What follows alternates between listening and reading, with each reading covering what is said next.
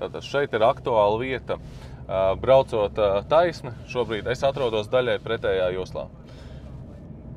Man nav jābaidz, pirms krustojuma pārbraukt pāri šai nepārtrauktajai līnijai, lai atgrieztos atpakaļ. Lai atgrieztos atpakaļ, es nerādu virzienā, skatos tikai sānu spogulī. Šeit es atrodos uz galvenā ceļa un es droši šķērsoju šo te krustojumu. Šeit bieži vien cilvēks baidoties šķērsot šo te nepārtraukto līniju, vienkārši turpina braukt taisni pa pretējo joslu un pārbrauc krustojumu pa pretējo joslu, kas ir bīstami. Tālāk komanda dod braukt šķērslim pa kreiso pusi. Man ne tikai jāpastās uz šķērsli, bet arī jāpamana, kad ir dodiecēs zīme un jānokontrolē, kas šeit notiek. Un tad es šķērslim arī pabrauc garām pa kreiso pusi. Jo šeit atkal dodot šo te komandu, kad šķērslim jābrauc pa kreiso pusi, cilvēks tik ļoti ieciklējās uz priekšu, kur tas šķērslis, kā viņš brauks garām, ka viņš palaiž garām dodiecēs zīmi un nenokontrolē, kas notiek no sāniem. Tā kā es uzmanīgs.